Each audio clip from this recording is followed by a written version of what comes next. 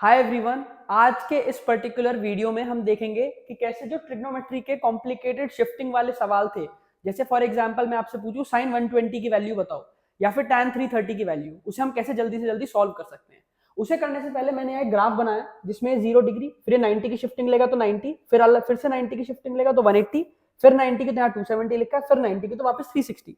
अब जितने भी ट्रिग्नोमेट्रिक रेशियोज हैं, जैसे ऑल मैंने इसलिए लिखा है जैसे sine cos tan cosec sec cot, वो इस वाले पर्टिकुलर क्वाड्रेंट में रहेंगे पॉजिटिव। अगले में साइन और उसका उल्टा, साइन का उल्टा होता है कोसेक, तो वो रहेगा पॉजिटिव। इधर वाले में टेन और उसका उल्टा दैट इज कॉट, वो पॉजिटिव रहेगा।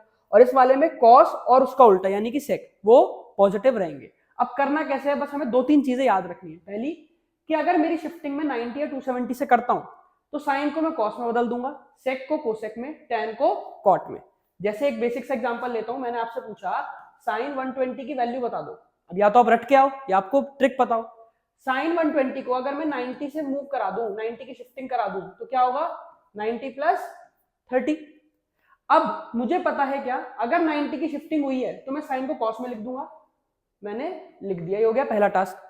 अगला टास्क 120 डिग्री है, ये 120 डिग्री कहां आएगा, इसमें यहाँ पे, और इसमें साइन क्या रहेगा पॉजिटिव, तो यहाँ पे प्लस का साइन, और यहाँ पे बचा हुआ लिख दो एंगल।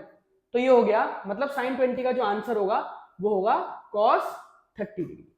तो ये पर्टिकुलर ट्रिक थी जिससे आप किसी भी ट्रिग्नोमेट्रिक रेशियो को जो वैल्यू है वो आराम से निकाल सकते हो। आपका होमवर्क रहेगा कि आप मुझे निकाल के बताओगे tan 330 की वैल्यू इस पर्टिकुलर वीडियो के कमेंट सेक्शन में। Thank you.